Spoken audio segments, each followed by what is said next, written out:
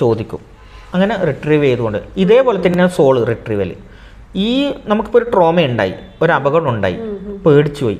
ആ സമയത്ത് നമ്മൾ സോളിൻ്റെ ഒരു ഭാഗം, സോളിന് കുറേ അറകളുണ്ട് എന്ന് പറയും, ഒരു ഭാഗം ഡിസ്മാൻഡിലായി, അത് നശിച്ചു പോകണം. അപ്പോൾ അത് ആ പ്രോബ്ലം എപ്പോഴാണ് നടന്നത്, അവിടെ നിന്നാണ് നശിക്കുക. അപ്പം നമ്മൾ സോളിനെ അവിടത്തേക്ക് കൊണ്ടുപോകും, എന്നിട്ട് നടന്ന സ്ഥലത്ത് അവിടുന്ന് സോളിനെ റിട്രീവ് ചെയ്തിട്ട് മെയിൻറ്റെയിൻ ചെയ്തിട്ട് കൊണ്ടുവരും. നമ്മൾ വീഡിയോയുടെ തുടക്കത്തിൽ ആകാശിക് റെക്കോർഡ്സിനെ പറ്റി ഒന്ന് പറഞ്ഞു പോയി. അതുപോലെ തന്നെ പാസ്റ്റ് ലൈഫ് റിഗ്രഷൻ, ഇത് രണ്ടും ഒന്ന് തന്നെയാണോ, അതെന്താണ് ഇത് തമ്മിലുള്ള വ്യത്യാസം? അധികാലം വിളിച്ചു കഴിഞ്ഞാൽ ചോദിക്കാറുണ്ട്, ഈ ആകാശ റെക്കോർഡും പാസ്റ്റ് ലൈഫ് റിഗ്രഷനും ഒന്നാണോ? രണ്ടും എൻറ്റയർലി ഡിഫറെൻ്റ് ആണ്. ആകാശ റെക്കോർഡ് എന്ന് പറഞ്ഞാൽ എൻ്റെ സൈക്കിക് പവർ ഉപയോഗിച്ച് ഞാൻ നിങ്ങളെ ലൈഫിലേക്ക് പോവുക, പാസ്റ്റ് ലൈഫിലേക്ക്. എങ്ങനെയാണ് നമ്മൾ പാസ്റ്റ് ലൈഫ് റീഡ് ചെയ്യുക? നമ്മൾ ചെയ്ത കാർമിക്, നമ്മുടെ സോള് ഈ ഭൂമിയിൽ വന്ന അന്ന് മുതൽ ഈ ഇന്ന് വരെയില്ല ഒരു ചെയ്ത കർമ്മങ്ങളെല്ലാം ഒരു എനർജി ഫോമിൽ ഒരു ലൈബ്രറിയിൽ വെച്ചിട്ടുണ്ട് എന്നാണ് പറയുന്നത്. ഉണ്ടാവുമല്ലോ നമ്മൾ കാർമിക, നമ്മൾ കർമ്മ ഉണ്ടല്ലോ. അപ്പോൾ എനർജി ഫോമിൽ ഇവിടെ ഉണ്ട്. നമ്മൾ സൈക്കിക് പവർ ഉപയോഗിച്ച് നിങ്ങളെ പേരും നിങ്ങളിതും ഈ സോളിൻ്റെ ഇപ്പോഴത്തെ പേരും ഇതും പറഞ്ഞിട്ട് ഇതേതാണെന്ന് വെച്ചാൽ ആ സാധനം നമ്മുടെ അടുത്തേക്ക് വരും. ഇതും ഞാനീ പറഞ്ഞതുപോലെ ഏഞ്ചൽസാണ്, ഫുള്ളി ഏഞ്ചൽ കൊണ്ടാണ് ചെയ്യുന്നത്. അവരോട് പറഞ്ഞു കഴിഞ്ഞാൽ ആ ഏഞ്ചൽ കീപ്പർ മെറ്റട്രോൺ എന്ന് പറയുന്ന ഏഞ്ചലാണ്. ഏഞ്ചലിനോട് പറഞ്ഞു കഴിഞ്ഞാൽ ആ ഏഞ്ചലാണ് നമ്മളെ ഹെൽപ്പ് ചെയ്യുക. ഈ ബുക്ക് കൊണ്ടുവരും, നമ്മൾ പേര് നോക്കും. അങ്ങനെ ചോദ്യത്തിന് ഇതിൽ എന്താ പ്രത്യേകത എന്ന് വെച്ചാൽ നമ്മൾ ചോദ്യം ചോദിക്കുന്നതിൻ്റെ ഉത്തരം കിട്ടുക, എൻറ്റയർലി ലൈഫ് കിട്ടൂല. ഇപ്പോൾ നിങ്ങളൊരു ഹെൽത്ത് ഇഷ്യൂ, ഇപ്പോൾ ഞാൻ അനുഭവിക്കുന്ന ഹെൽത്ത് ഇഷ്യൂവിൻ്റെ പ്രോബ്ലം പാസ്റ്റ് ലൈഫായിട്ട് ബന്ധമുണ്ടോയെന്ന് വെച്ചാൽ നേരെ ആ ലൈഫിൽ പോയിട്ട് കാണിക്കും ആരെന്താ ചെയ്തതെന്ന്. ഒരു ആളെ ഹെൽത്ത് ഇഷ്യൂസിൻ്റെ കാരണം കണ്ടപ്പോഴോ ചോദിച്ചപ്പോൾ എന്താ പറഞ്ഞാൽ അയാൾ പാസ്റ്റ് ലൈഫിൽ ഈ ആൾക്കാർക്ക് ഭക്ഷണം കൊടുക്കുന്നതാണ്. അപ്പോൾ ഇയാൾ മോശമായ സാധനങ്ങൾ ഭക്ഷണം ഇതായി കൊടുക്കുക, അങ്ങനെ വിഷാംശമുള്ള സാധനങ്ങളെല്ലാം കൊടുത്തിട്ട് ആൾക്കാർക്ക് അസുഖമായ ആൾക്കാരുണ്ട്. അവരെല്ലാം കർമ്മ ഇപ്പം ഇയാൾ അനുഭവിക്കുക. അപ്പോൾ ആ രോഗത്തിൻ്റെ എല്ലാം പവർഫുള്ളായിട്ട് ഇയാൾക്കിപ്പം അനുഭവിക്കുക. എന്ത് ചെയ്താലും മാറുമല്ലോ, ഇത് കർമ്മയാണ്. എപ്പോഴാണ് കർമ്മ മാറുക? നമ്മൾ റിഗ്രറ്റ് ചെയ്യണം നമ്മൾ ചെയ്ത്.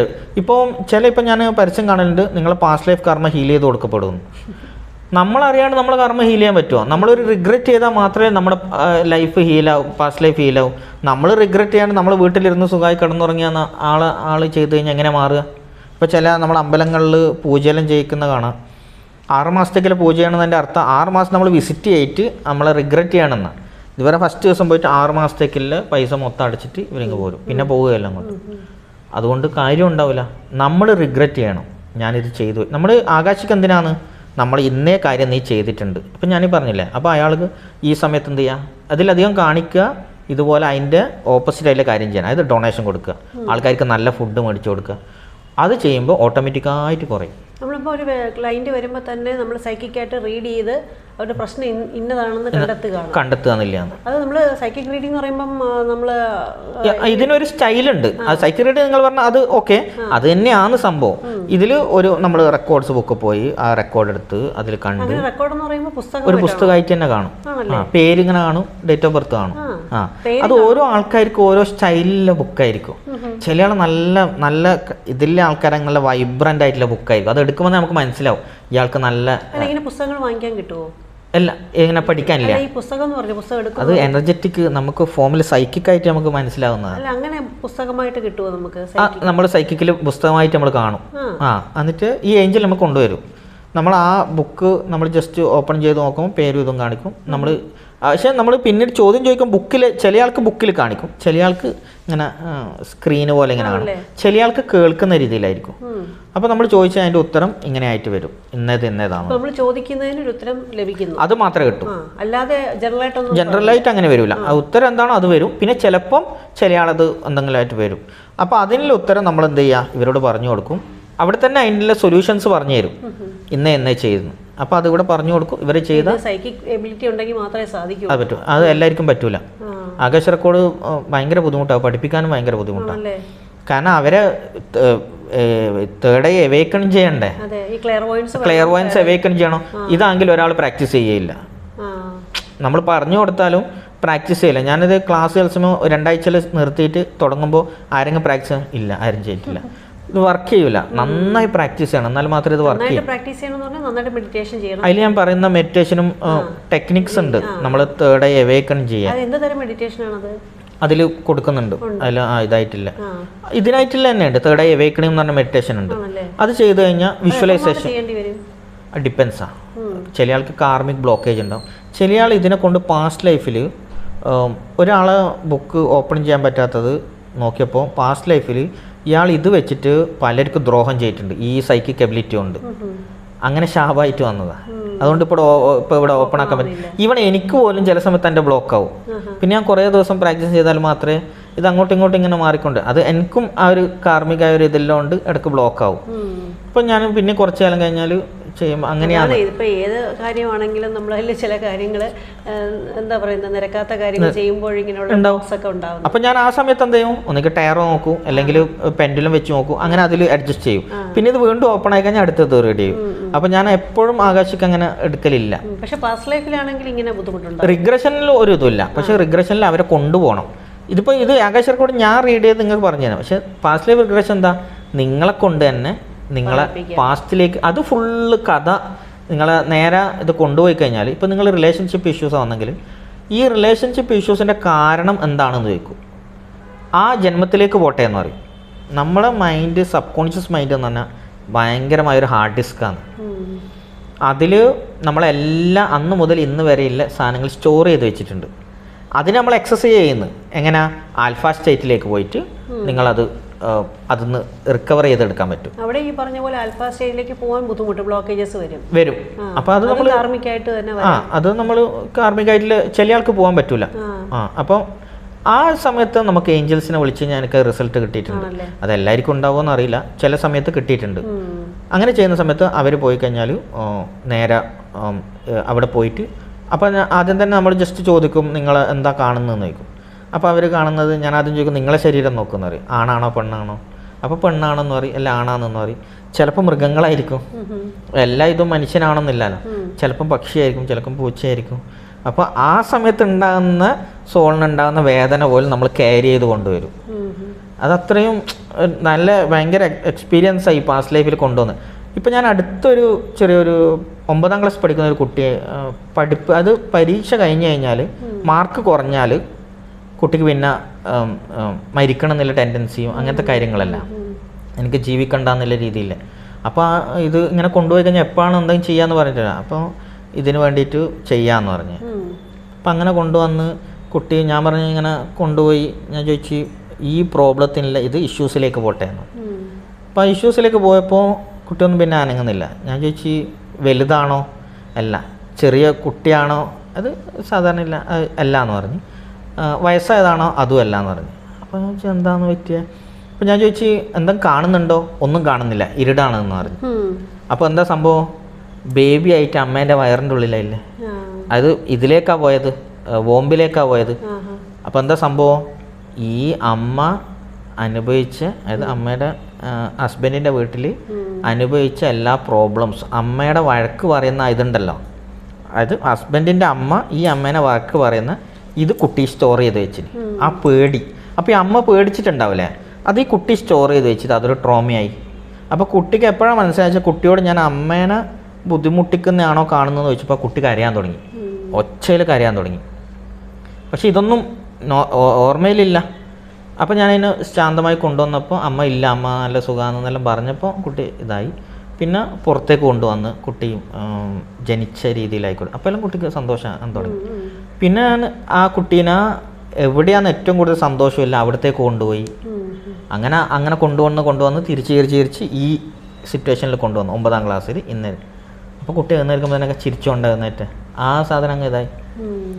പിന്നീട് ഇപ്പം കുട്ടിക്ക് നല്ല, അതായത് ഇത് ചെയ്തോടുകൂടി കുട്ടി മുമ്പ് എന്ന് പറഞ്ഞാൽ എന്തിനും ഇത് ചെയ്യും, എന്താ പറയുക, എതിർത്ത് പറയും. അടുത്ത അന്യ സിസ്റ്റേഴ്സും ബ്രദറുകളുണ്ട്, അവരോടെല്ലാം എപ്പോഴും ഇതാണ് അടി. പക്ഷെ ഇത് ചെയ്തതിന് ശേഷം കുട്ടിക്ക് ഒരു പക്വത വന്ന് കറക്റ്റ്. അപ്പം എന്തെങ്കിലും ചെയ്ത് കഴിഞ്ഞാൽ കുട്ടി പറയേ എന്തിനാന്ന് അവരോട് അടി കഴിഞ്ഞിട്ട് അങ്ങനെ അവർ മൊത്തം മാറിയിട്ടുണ്ട്. ഞാൻ പലപ്പോഴും ഇങ്ങനെ ഇപ്പോൾ ഈ പറഞ്ഞ പോലുള്ള എക്സ്പീരിയൻസ് വരുമ്പം പലരുടെയും പ്രശ്നങ്ങൾ കാണുമ്പോൾ ഒന്ന് സജസ്റ്റ് ചെയ്യണം തോന്നിയിട്ടുണ്ട്, ഇങ്ങനെ ഒന്ന് ചെയ്ത് നോക്കൂ അപ്പോൾ നിങ്ങളെ പ്രശ്നം മാറുമല്ലോ. പക്ഷെ അത് ചിലരോടൊന്നും പറയുമ്പോൾ അവർ അക്സെപ്റ്റ് ചെയ്യാൻ പോലും തയ്യാറാവാറില്ല. അതെന്താ സംഭവം എന്ന് പറഞ്ഞാൽ പാസ്റ്റ് ലൈഫ് റിഗ്രഷൻ എന്ന് പറയുമ്പോൾ കുറച്ച് ലോങ് പ്രോസസ്സാണ്. ചില ആൾക്കൊരു പേടി ഉണ്ടാവും, ഞാൻ ഉറങ്ങിയിട്ട് തിരിച്ചു വരൂലേന്ന്. ചിലർക്കൊന്നും വിശ്വാസമല്ല. ഇത് ശരിക്കും ഇതാണ് സയൻസിന്റെ പിൻബല.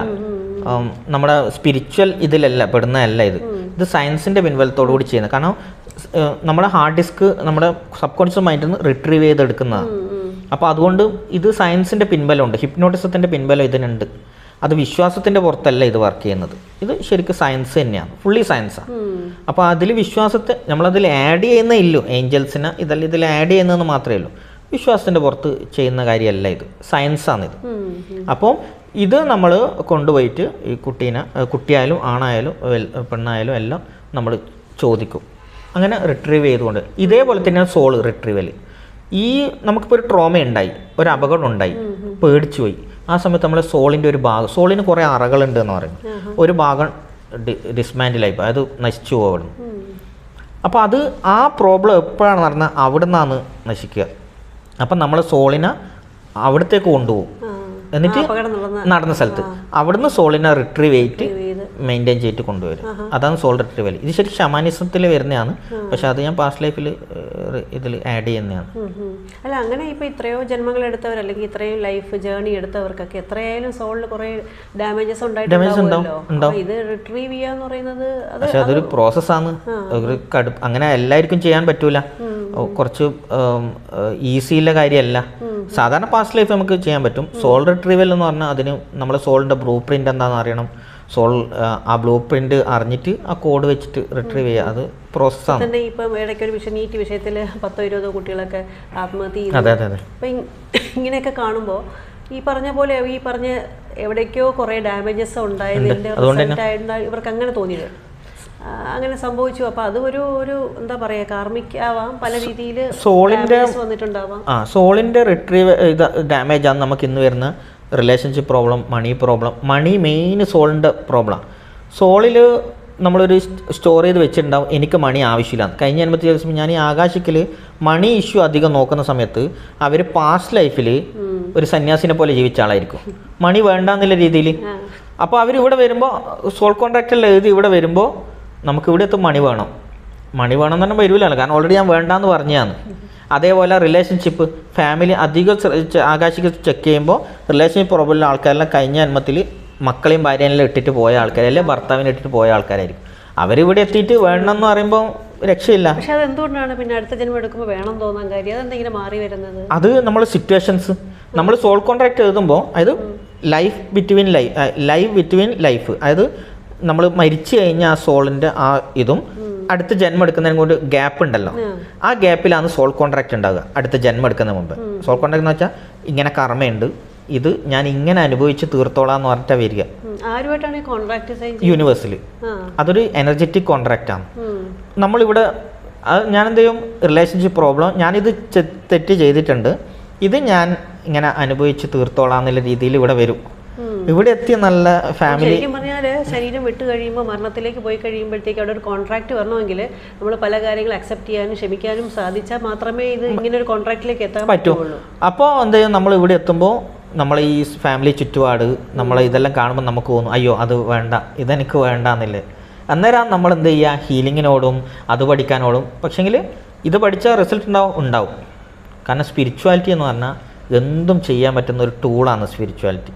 അതിനെ ശരിക്കും അറിഞ്ഞാൽ, ഇതിൻ്റെ ഒരു മധുരം അറിഞ്ഞാൽ ഒരു കാലത്തും ഇതാരും വിട്ടുപോകില്ല. അതുകൊണ്ടല്ലേ ഇതിൽ ഒരുപാട് ടെക്നിക്കുകൾ ഇതിൽ ഉപയോഗിക്കാം. നമ്മളിപ്പം ആളെ മൈൻഡിനെ ചേഞ്ച് ചെയ്യുന്നു. ഇപ്പം നമ്മൾ തോട്ട്സ്, ഞാൻ ഇവിടെ ഇരുന്നിട്ട് നിങ്ങളെ തോട്ട്സിനെ ചേഞ്ച് ചെയ്യാൻ പറ്റും, അതിലെ ടെക്നിക്കലുണ്ട്. ഇപ്പം നമ്മൾ ഇതിൽ കാണുന്നില്ലേ തന്ത്രയിൽ വശീകരണം എന്നെല്ലാം പറയുന്ന ഒരു അത്രയോ ആൾക്കാർ ഒരുമിച്ച് വശീകരണം ചെയ്യാനുള്ള കഴിവുള്ള മന്ത്രങ്ങളുണ്ട്. അപ്പോൾ നമുക്ക് എന്തും ചെയ്യാൻ പറ്റും സ്പിരിച്വാലിറ്റിയിൽ, അതൊരു ലിമിറ്റില്ല. നമ്മളിപ്പം പറയുന്ന ഇപ്പോൾ കർമ്മ അനുഭവിക്കണ്ട എന്നുണ്ടെങ്കിൽ അതിനെ മാറ്റാനുള്ളൊരു വഴി സ്പിരിച്വാലിറ്റി ഉള്ളൂ. സ്പിരിച്വാലിറ്റി എന്ന് പറഞ്ഞാൽ നിങ്ങൾ ബ്രഹ്മത്തിലേക്ക് പോവുക, ആ സ്പിരിച്വാലിറ്റി അല്ല. അതിൻ്റെ ഓരോ തലങ്ങളുണ്ട്. നമ്മൾ എൻ്റെ ഒരു ഇത് വെച്ചിട്ട് ഫാമിലി ലൈഫ്, ഭാര്യ, മക്കൾ, ഹസ്ബൻഡ് എല്ലാവരും കൂടി ഒരുമിച്ച് നിൽക്കുക. എന്നിട്ട് നമുക്ക് അതിന് വേണ്ട പണം വേണം, എല്ലാം വേണം. അതുകൂടെ നമ്മൾ സ്പിരിച്വാലിറ്റി ആഡ് ചെയ്തിട്ട് നമ്മൾ മോക്ഷപ്രാപ്തിയിലേക്ക് പോവുക. മോക്ഷപ്രാപ്തി പോകേണ്ട എല്ലാവർക്കും സന്യാസി ആവണമെന്നില്ല നിർബന്ധമൊന്നുമില്ല. അത് പ്രത്യേകിച്ച് ഗീതയിൽ കറക്റ്റായിട്ട് പറഞ്ഞിട്ടുണ്ട്. നമ്മുടെ കർമ്മം ചെയ്തുകൊണ്ട് നമുക്ക് ചെയ്യാം. അപ്പോൾ നിങ്ങളിപ്പോൾ ഒരു കല്യാണം കഴിഞ്ഞിട്ട് ഇപ്പോൾ നമ്മൾ ഇതെല്ലാം വിട്ടിട്ട് പോകണം എന്ന് പറഞ്ഞാൽ അത് തെറ്റാണ്. അപ്പോൾ നിങ്ങൾ എന്ത് ചെയ്യുക, ഇതിൽ നിന്നുകൊണ്ട് നിങ്ങളെ കാർമിക് എല്ലാം റിമൂവ് ചെയ്യുക, മോക്ഷപ്രാപ്തി നേടാലോ. എല്ലാവരും ഹിമാലയത്തിൽ പോയി സന്യാസിക്കണം എന്ന് നിർബന്ധമൊന്നുമില്ല. ഈ